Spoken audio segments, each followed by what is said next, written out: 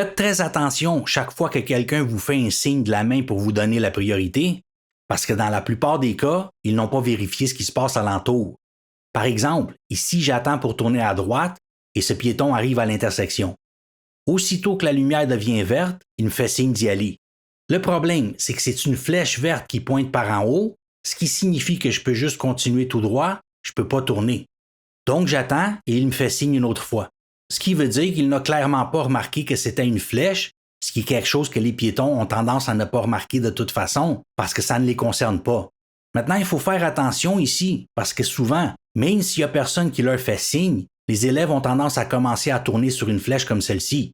Et ça, c'est parce qu'après que la lumière passe du rouge au vert, ils voient juste la couleur verte du coin de l'œil, ils ne regardent pas directement la lumière, donc ils ne remarquent pas que c'est une flèche.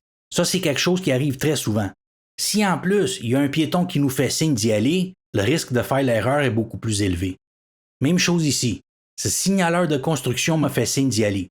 Et les signaleurs ont le pouvoir de diriger la circulation dans les zones de construction, même de nous indiquer d'y aller quand la lumière est rouge. Ce qui arrive ici, par contre, c'est qu'il n'a pas remarqué que son collègue est en train de traverser la rue. Et son collègue n'a pas remarqué qu'il me fait signe d'y aller parce qu'il n'est pas en train de regarder dans sa direction. Donc, il continue de me signaler, mais il ne voit toujours pas son collègue. Il le voit seulement quand il a presque fini de traverser. Et maintenant, vous pouvez le voir pointer la lumière en disant probablement « Hey, la lumière était verte pour moi, je savais pas. » C'est des choses qui arrivent. Ici, remarquez que j'ai un arrêt, mais pas les véhicules venant de l'axe perpendiculaire. Elle me fait signe de passer, mais il y a une voiture qui arrive sur ma gauche qu'elle n'a probablement pas vue. Maintenant, elle regarde à gauche, mais elle me fait toujours pas signe d'attendre, et après que la voiture passe, elle me fait encore signe. La chose la plus importante à garder à l'esprit ici, c'est que quand les gens nous font un signe de la main pour nous donner priorité, la plupart du temps, ils n'ont pas vérifié ce qui se passe alentour. En gros, ce qu'ils sont en train de dire, c'est « Je sais que c'est moi qui ai la priorité, mais en ce qui me concerne, tu peux y aller, mais pas forcément en ce qui concerne les autres alentours. » Et souvent, la réaction des élèves face à une telle situation, et même parfois de certains conducteurs expérimentés, est la suivante. Puisqu'ils sont assez gentils pour me donner la priorité, je devrais y aller le plus vite possible pour ne pas les faire attendre, et ils réagissent de manière impulsive. Donc, ce qu'on peut faire dans une situation comme celle-ci, s'ils nous regardent toujours, c'est de pointer la raison pour laquelle on ne peut pas y aller. La lumière ici, son collègue ici, et la voiture ici. Voici une autre erreur que les élèves commettent fréquemment. Un véhicule s'arrête devant eux à un panneau d'arrêt et il s'arrête de passer la ligne d'arrêt, de sorte que le devant de la voiture de l'élève est presque à la ligne d'arrêt, mais pas tout à fait encore là. Ensuite, quand le véhicule devant repart, l'élève repart aussi. Maintenant, quand on arrête à un panneau d'arrêt, on doit arrêter quand le devant du véhicule est à la ligne d'arrêt. Vu de l'intérieur du véhicule, c'est juste un petit peu après que l'on ne voit plus la ligne d'arrêt. Ce qui veut dire que si on la voit encore, on est trop loin derrière, donc on doit avancer encore un peu, même si c'est juste quelques dizaines de centimètres, et arrêter complètement avant de repartir. Maintenant, si le véhicule devant s'arrête à un endroit où le devant de notre véhicule est déjà à la ligne d'arrêt, on a arrêté complètement et on voit suffisamment bien sur les côtés. Dès qu'il repart, on peut repartir aussi. Ce que dit la loi, c'est qu'on doit arrêter à la ligne, et dans ce cas, on l'a déjà fait. C'est le véhicule devant qui s'est arrêté trop loin. En d'autres mots, dans une situation comme celle-ci, on a déjà fait notre arrêt. Donc, si on voit encore la ligne, on arrête encore complètement à la ligne avant de repartir. Maintenant, on voit souvent des gens avancer lentement à un feu rouge en attendant qu'il devienne vert, jusqu'à dépasser la ligne d'arrêt. J'imagine que la plupart des élèves savent qu'il ne faut pas faire ça à l'examen parce que c'est quelque chose qui pourrait entraîner un échec. Mais une question que l'on me pose souvent est « Si le véhicule devant avance, est-ce que je peux avancer aussi? » Tant qu'on ne dépasse pas la ligne d'arrêt, oui, on peut.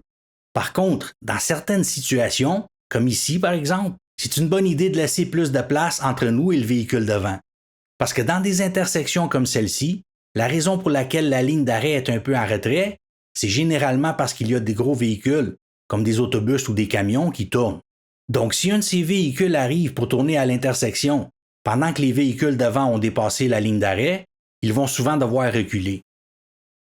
Une autre erreur qui a rapport avec les lignes sur l'asphalte, quand quelqu'un se stationne en parallèle dans une rue séparée par une ligne continue, on ne peut pas franchir la ligne pour dépasser.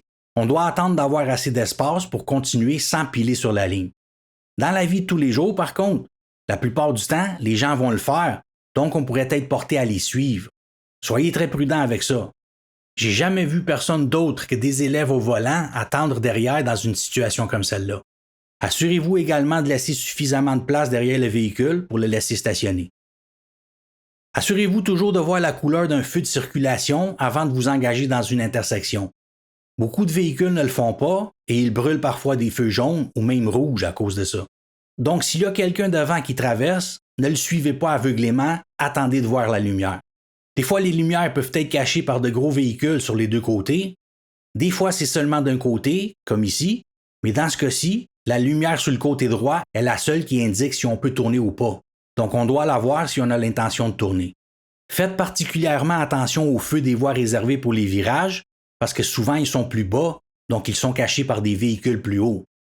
Certaines intersections ont également un deuxième feu du même côté et plus haut qui indique si on peut tourner. Donc dans ce cas, si je vois ici que j'ai une flèche qui me permet de tourner à droite, je sais que le feu en dessous en aura une aussi. Ce ne serait pas logique que l'un en ait une et l'autre non. Et parfois, les gros véhicules peuvent également cacher les arrêts. Donc si on arrive à une intersection et qu'on en voit un, on cherche le derrière d'un panneau d'arrêt de l'autre côté ou une ligne d'arrêt sur l'asphalte. Et dans ce cas, vu que le camion est arrêté à l'intersection, on vérifie aussi loin à gauche avant de traverser dans la voie opposée, au cas où un véhicule tournerait vers notre direction à partir de là.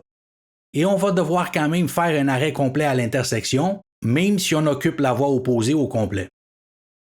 En gros, chaque fois qu'on voit un gros véhicule près d'une intersection, on doit faire très attention parce que n'importe qui pourrait surgir de derrière. Et ils n'ont pas d'autre choix que d'avancer assez loin, parce que s'ils ne le font pas, ils ne verront rien. C'est une bonne idée de garder le pied au-dessus de la pédale de frein dans ces situations. Même chose en tournant à gauche, on s'assure toujours de voir ce qui se passe derrière un véhicule qui pourrait bloquer notre vue avant de continuer. La prochaine vidéo de cette série portera sur les piétons, les cyclistes et les distances. Donc restez à l'écoute et à bientôt.